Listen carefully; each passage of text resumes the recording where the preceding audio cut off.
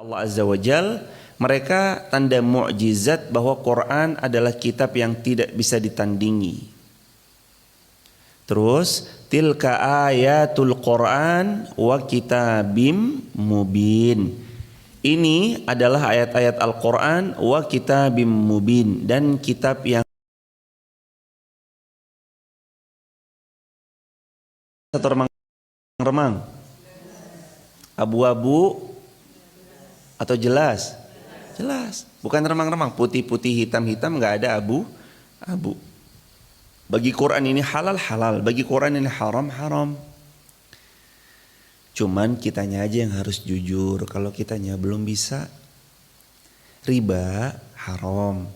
Kalau kita masih qadar Allah belum bisa ninggalin, jangan salahin ayatnya, tapi pelan-pelan lihat ke diri kita. Mendekati zina haram.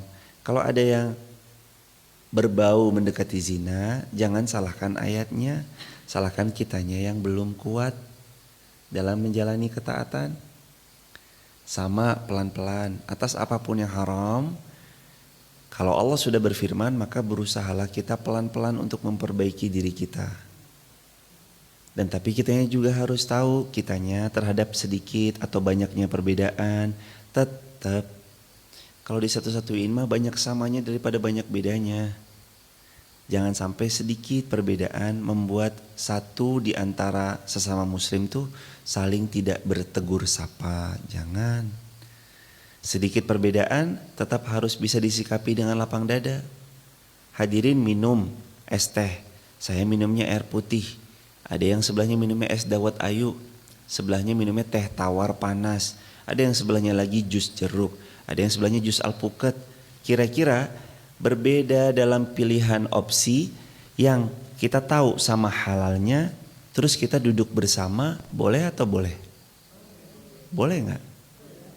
Saya es teh, hadirin air putih misalkan, ada yang lagi es dawet ayu, ada yang lagi jus buah.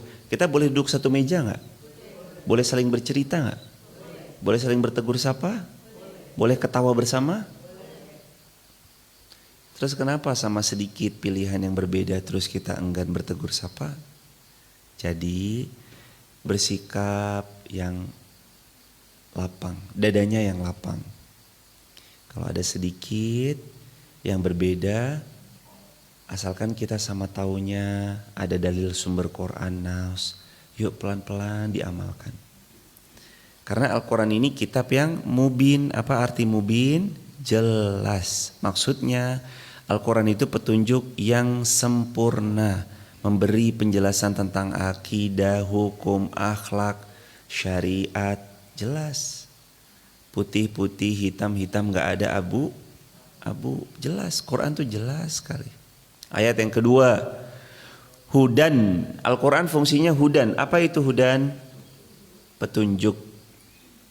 Saya mau pergi kemana hadirin?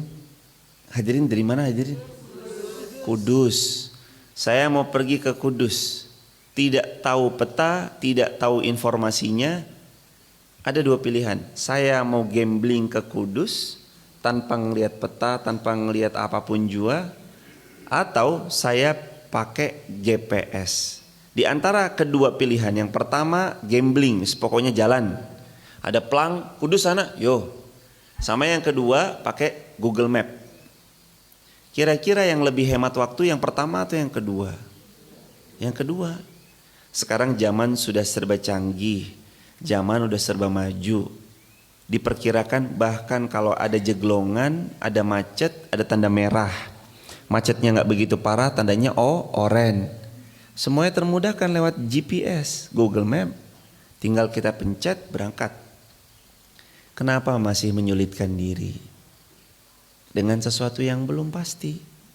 Sekarang saya tanya, asumsi pikiran kita sama Al-Quran kira-kira jelas, valid, benar yang mana? Asumsi pikiran kita sendiri atau Quran? Jelas. Asumsi kita itu bisa benar, bisa salah, tapi Quran gak mungkin salah. Asumsi kita, pikiran kita tentang sesuatu itu bisa benar, bisa salah, tapi Quran gak mungkin salah. Makanya dia sifat dan fungsinya hudan.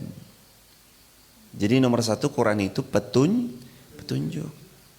Menunjukkan ke arah mana supaya masuk surga. Ini loh, mau masuk surga. Sini saya kasih tahu petunjuknya, ini Quran. Nomor dua, wa busyra. Quran ini harus busyra. Apa itu busyra? Ayo dibaca artinya hadirin. Busyra adalah kabar gembira. Jadi Quran ini ya memang harus membuat kabar gembira, yang nyenengin, jangan membuat orang takut, jangan membuat orang pergi dari peringatan dan nasihat. Hadirin, kalau ada sesuatu yang mungkin agak-agak sensitif, udah jawabannya banyak-banyak doa, banyak-banyak minta sama Allah. Daripada nanti dia bersinggungan cuma karena hal-hal yang kurang ahsan. Nah, karena Quran itu basicnya nomor satu apa tadi? Hudan. Hudan artinya petunjuk. Nomor dua busyra. Apa artinya busyra? Jadi belajar Quran harusnya gembira atau sedih atau nelangsa, yang happy, yang senang. Ada peringatannya Ustadz? Ada. Busyra wa nadhira. Ada busyra, ada nadhir. Busyra diberi kabar gembira, yang senang, yang happy, yang gembira, dakwah yang menggembirakan. Tapi ada juga wa nadhir, dan beri peringatan. Namun di ayat yang kedua ini Allah tuh udah, nih Quran petunjuk, udah kamu harus banyak-banyak gembira. Karena Quran ini isinya kabar gembira, yang senang. Orang kalau dapat kabar gembira tuh senang atau bermuram durja? Senang. Senang atau pucet? Ya orang namanya dapat kabar gembira, Bu, itu dalam tas coba dibuka, ada emas batu.